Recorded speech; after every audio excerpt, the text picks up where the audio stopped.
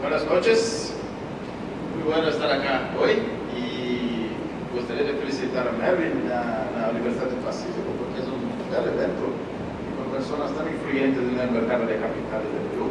Para mí es un gran placer estar aquí hoy, un honor. ¿Sí? Pero yo voy a cambiar para el inglés porque yo no hablo español, yo hablo portuñol, ustedes lo conocen.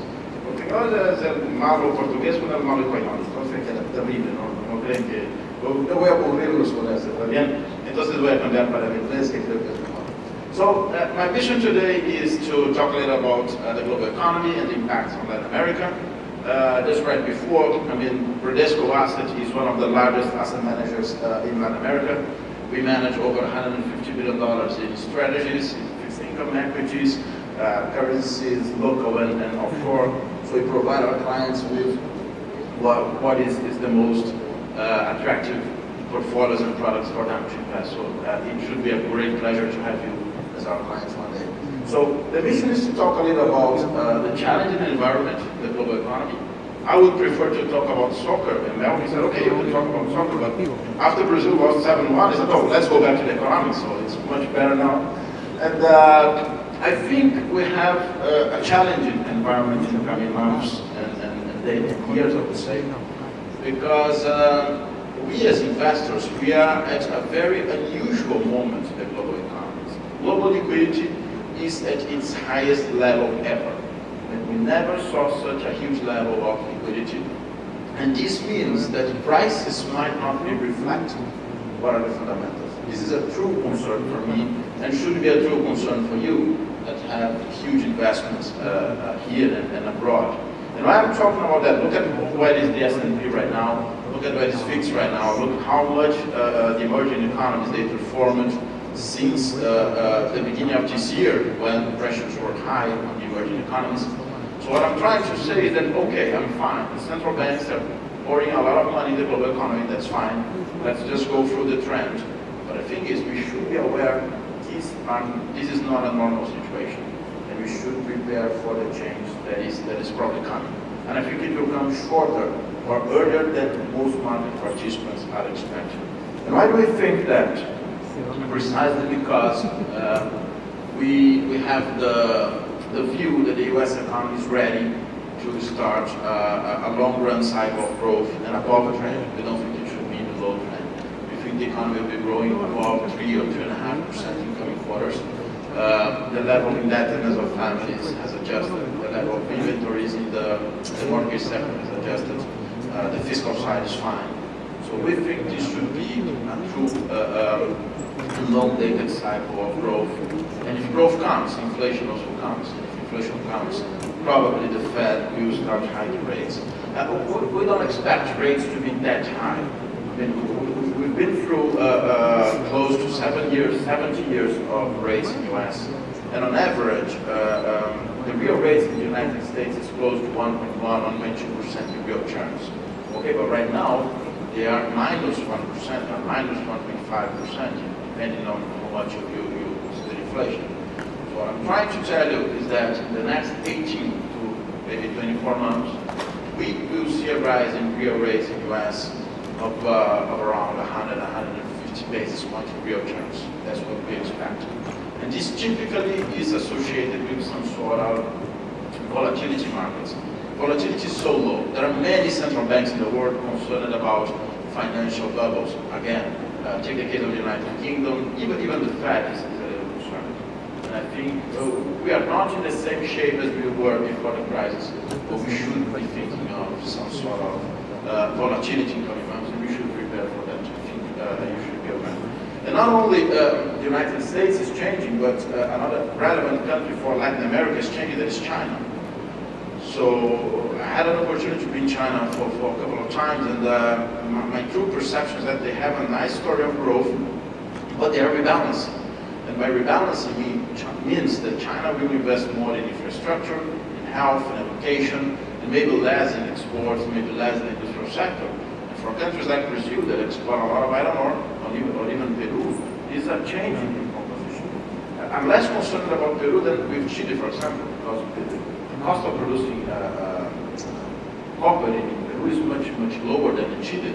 But even for the whole region, China slows down, this is an issue. We should also be thinking in the coming years of a new environment in which we will see global growth. That means rising US rates, that means the cost of capital will rise in the global economy, and for us, really in the region, we will see a lower buoyant Chinese economy. So we'll probably be facing these two hurdles for the next years. Okay, so this is the general idea. Let me move right now into Latin America and see how can we fare this global environment in coming quarters. And to go to the bottom line, personally, I'm really optimistic about the region. Although I recognize we have challenges, we have some sort of short-term issues to solve, but I'm really positive in the region. And personally, I'm really positive on Peru. I think this is a really interesting case, a really interesting country. It's a buy opportunity definitely for me. I had the chance to meet people here at the central bank, people here at the government that are related to the infrastructure, and I was really surprised about how competent you are in managing these issues. Obviously, there are challenges, but I really think you changed dramatically in the last 10 years, and it should go on. So, moving right into Latin America, the key thing is the countries of the region, and I will say it more generally, okay, because I think the story applies to all of them. The countries of the region, they saw a sort of huge increase in consumption, in what we call retail sales and then final consumption. We saw the boom of the commodity booms of the last 10 years. And the industrial sector was lagging behind consumption because during the commodity boom, all the currencies, they appreciated a lot. So this creates a huge imbalance for these economies. That means the current account deficit is increasing. I mean, so after the crisis of the 90s, we are now back to current account deficits of close to 3 or 4 or even 5% as a share of GDP. This is not a big issue, you all see. But definitely, if you have a current account deficit, and if I'm right, then the US will rise its rates, the cost of capital will rise, we will have a situation in the next 18 months that the amount of flows to these economies will be lower, or there will be much more, the scrutiny on the investments will be much higher. So we will have to deliver double what we used to deliver, because money is flowing back to the US. We have to show really good projects in the region to give attractive money. I think this is something we should also keep in mind. And also, when I look at where interest rates are here in the region, they are at very, very, very low and, in my sense, unsustainable levels. I can understand what's going on right now because global liquidity is high, so rates here are also low. But rates are at levels that are slightly zero or negative. If we are really successful in keeping low rates, the region should have 200, 250 basis points of real interest rates. And now they are at zero, so we should expect some rise in local rates also in coming 18 or 24 months. Let's say 18 and 24, because we don't know precisely when the Fed will begin, but I think they will begin earlier than most market participants are expecting. The good part of the story also begins here, because this adjustment that I'm saying to you, that I think domestic demand should decelerate a little to allow the current account deficit to be lower and real rates to rise. I think to our benefit, part of the adjustment is already occurring. Look at the credit growth. Growth has been decelerating almost everywhere. Peru is an exception. The central bank is cutting reserve requirements that you know much better than I, so credit is growing again. But credit is decelerating, GDP is decelerating. And we should think this, it's tough to say that way, but we should see this as a necessary part of the adjustment. Because if we just keep stimulating domestic demand, the current account deficit will widen. And by a widening current account deficit with high US rates, we probably face some tougher times in our currencies. So the slowdown in GDP is a natural consequence of years of high commodity prices, of years of a lot of domestic consumption. That means a rebalancing of our economy. So I think this is cyclical, and we should see growth resuming back to 2016 or so on. The second great part of the story is Latin America performed much better in the last few years in building questions. So, you know very well, foreign direct investment increased a lot, foreign reserve increased a lot. If you look at how much, for example, in the case of Peru, Peru receives a lot of foreign direct investment and as a share of GDP, total stock, it's one of the largest in the region. So, my sense is that the sort of adjustment that I'm talking about doesn't even compare to the ones we saw back in the 80s or in the 90s, because these countries, they are ready to face the adjustment with a very low cost. But some things are unavoidable. What I think is unavoidable is some slowdown growth, is some hiking rate, and some devaluation of the currencies. Probably this is the story more generally in the region. And finally, this is the final chart of the region. Not only the external accounts improved a lot, but the fiscal accounts improved a lot. We gained some share in global growth. This is something that comes after a very long time of accelerating share of Latin American global growth. And a really important thing that most economists don't touch upon, but it is social mobility and the reduction of poverty. This is a true improvement that happened in the region. And this is a social net, a social force that creates a much better cushion for the population at the times of adjustments. So I think we are much well prepared today than we were in the past, and this is why I'm so optimistic with the region. Let me go down right now into Brazil and say a little about what are our challenges there, and I will finish with where I see the opportunities both in Latin America and Brazil. But obviously, as a Brazilian company, and I wanted to sell you the Brazilian investments, it would be much easier if I could sell Peru, definitely, because of the growth story. Brazil is not great now, but I will go deep into some Brazilian details. So the story in Brazil is not that much different from the one we see in the region, okay? But maybe they are more intense.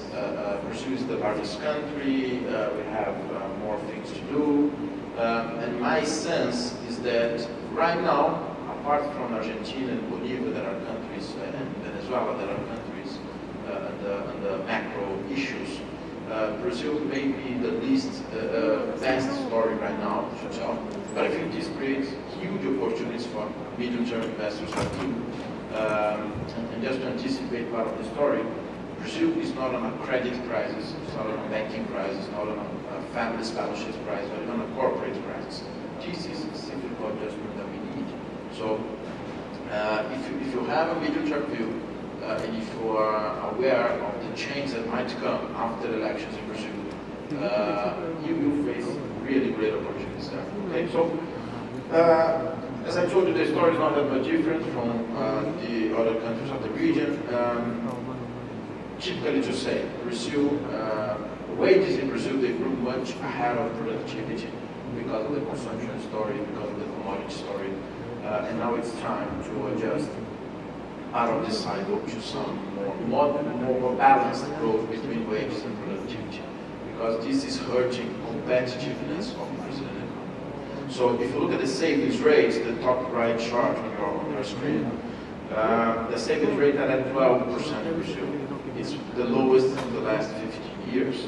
And say a low savings rate means that we run a huge current account deficit, means that we run high inflation, means that we are consuming more than what we should. I think this is the key problem. I can summarize the key problem of Brazil by a low savings rate. So if we have a low savings rate, we need to have a tight economic policy in coming years, and at least in coming quarters, to slow down consumption as a share of GDP, both from the government and from the households, to allow the savings to rise and we see the economy performing better. This is a key thing. The second thing is about the currency. Brazil is too much expensive. I don't know how many of you had the opportunity to be in Brazil recently, but it's really expensive. If you go to a restaurant, if you go to a taxi, if you go to shopping, you will be scared on how much expensive we are. So we think that again, after the elections, we will see some the currency floating more. The currency is floating in Brazil, typically it floats a lot. But when the Fed begins rising its rates, this is the opportunity to see the currency adjusted. I think we will see some devaluation of the currency. You can see BIS considers us to be 23% more expensive than what we were in 2005, a moment where Brazil was not that expensive. So I think the currency will adjust in Brazil. This might be an issue for the local assets, but definitely that's not an issue for those investors in hard currency bonds. You have really interesting funds on hard currency that will not be affected by the effects. The third topic on Brazil is are the fiscal accounts. So we've been through a deterioration in our fiscal accounts in the last few years. That's the result of the social mobility. I saw a very interesting panel right now, many interesting panels throughout all the day, talking about demographic focus, talking about the safety net of the population. And Brazil decided to be a society that is much closer to the European ones in terms of the benefits we translate to the population. So social benefits are typically very generous in Brazil. And this is creating a deteriorating fiscal account. So we need to improve that in order to have the gross debt stable in the coming quarters. So I think this is something that will have to happen, and I truly believe they will do that. Not only the fiscal side, but also what we call quasi-fiscal, that is the credit for the public banks that are very large. So these are the key topics. But again, returning to the half-full glass, the banking system in Brazil is really, really solid. What creates an environment and a huge opportunity for the economy to adjust at very low costs in terms of financial risks. Moving forward, that's the general sense. And I will finish here with Brazil, just saying that all these challenges, they are not putting Brazil at risk. They are not putting the Brazilian credit at risk, because again, we don't need any huge structural reforms. The next government does not need the Congress to do the economic policy needed to put the country back on track to growth. So my general sense is that whoever wins will bring some austerity to economic policy.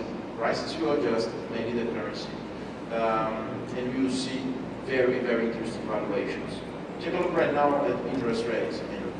We pay between 5 and 7% real rate in our the government's bonds. So this is an amazing opportunity for investors. Foreign investors, they are increasingly joining the local markets in Brazil to face these 5-7% real rates. And even if you don't like the level of the Brazilian gross debt, 58% of GDP, it's much lower than in many other countries. So my general sense is that the risk is very, very low compared to the premium. So the premium of receiving 5 or 7% real rates in Brazil is very high, considering the low risk that we face, provided this is just a cyclical adjustment. This is not an open-handed crisis or something like that. Okay? So I'll finish in the next 5 to 10 minutes, just saying where I see the opportunities, not only in Brazil, but also in Latin America. Let us just begin here. When I think of Peru, for example, there has been a huge improvement in the last few years in terms of per capita income, but Peru still lags behind. And some might see this as a bottleneck. I see that as a huge opportunity. If the country keeps with the policies that I heard here, the policies that have been forward in the last few years, I definitely see a path of convergence, of improvement per capita income to at least the average of the region. Why cannot we be the Chilean? Why cannot we have the Chilean per capita income? I think we can. And when I hear some things about the Alliance of the Pacífico, I believe that this is a huge way, and this is a cutback. This is a much faster way for you to converge your per capita income levels similar to the ones we see in Chile or even Argentina, although I don't believe that those figures that much, but anyway, I think that there is a path of convergence in your regarding toward those levels, and I see this can happen. Definitely, there's a huge room for credit expansion in Peru. At 31% of GDP, you can see the other peers in Latin America. You have a huge room to grow credit. Obviously, that's very cautious, on a very cautious way. Actually, that's a rule that there's a great opportunity.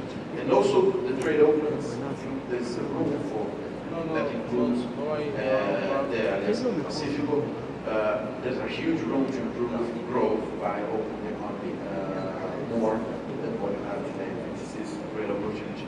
In terms of Brazil, what would be the great opportunity, again, in the fiscal side, if Brazil could reduce the taxation. I think there's an agenda in the coming years to at least make it more rational in terms of the taxes, maybe some reduction in taxation, because Brazil taxes too much compared to other countries. I think we got to a limit that from now on we'll probably see some moderation in taxation in coming years. Well, the other area I truly think there are huge opportunities is infrastructure. It's obvious to say we see the demand, the urban infrastructure that is needed everywhere. But I brought some interesting charts here. So if you look at the top left chart, Brazil is the country that invests less as a share of consumption almost in the whole emerging world. So Brazil needs to invest dramatically in infrastructure. If you look at the bottom right chart, that's you'll not be able to see the names, but I mean Brazil is the second least country that invests in infrastructure in the world. So the opportunities are really, really there in Brazil. We have dedicated funds to these things, and I think that China has arrived to see. That's also true for Peru. I brought one of the charts. Definitely in urban households, there's a huge urban household deficit here in Peru also. So I think there are great opportunities there also to improve infrastructure. And obviously I brought just the copper cost because I think you should live with the great opportunities that the copper industry brings without losing sight that you need also to strengthen infrastructure to other areas. Something that people might not give that much importance, but remember that change that I spoke about China at the beginning. The rebalancing of China will bring huge opportunities in the food industry in the region. And why? Because the Chinese, they will not be able to supply their own needs of food. And Latin America is definitely the region that can supply that food. So I think the agro industry will not only food, but ethanol, biofuels. I think this is a meaningful opportunity for companies in coming years in the region. And I would say Brazil definitely benefits a lot, but I think the region can benefit in general. Well, the consumption market, I told at the beginning that we need to decelerate consumption as a share of GDP, and that's true, that's something that can happen. But we should not lose sight that what happened in the region the last 10 years was an amazing transformation of the consumption market. So don't be misguided by a short-term deceleration in consumption with the potential of the consumption sector in the region. Look at what happened with the unemployment rate in the region. Look at how much Peru reduced its unemployment rate. Brazil created almost 6 million jobs after the Lehman crisis. So if we cannot disguise this consumption market, that's a huge one, and creates the largest opportunities for companies. So I think, thinking medium term, consumption should be also in our minds to have some allocation there. Well, and here for me are the key sectors that will develop also. So infrastructure, agriculture, consumption sector, and what I think is definitely the needed transformation. We heard a lot today about demographic bonus, and Brazil is also going through the demographic bonus, but we are on the descent part of the demographic bonus. And we saw huge protests in Brazil back in 2013. And what were the people asking on the streets? They were asking for better health system, for a better education, for better public transportation systems. When society gets mature, and that was interesting, one of the panels mentioning the population of Germany by 2100, the population of Peru and Japan in the coming years. When we get to mature society, the demands for health and education grows a lot. And I think, we just saw the CFA Institute here. So I think these are key sectors that Latin America is lagging behind the world. And we will see huge investments flowing into these sectors in coming years, including, I just mentioned, internet access, for example. I think in general, technologies is tied to education and health. So I think these are the great stories. So I will stop here just to let you know that I think we should prepare for adjustments. The global economy, the US specifically is rising, so we'll see rates rising. But these, keep in mind, these are cyclical adjustments. They will not hurt the growth story of the region. And I see very, very interesting opportunities in the region, specifically in Peru. I think you have a great story to tell everyone. So thank you very much for your attention.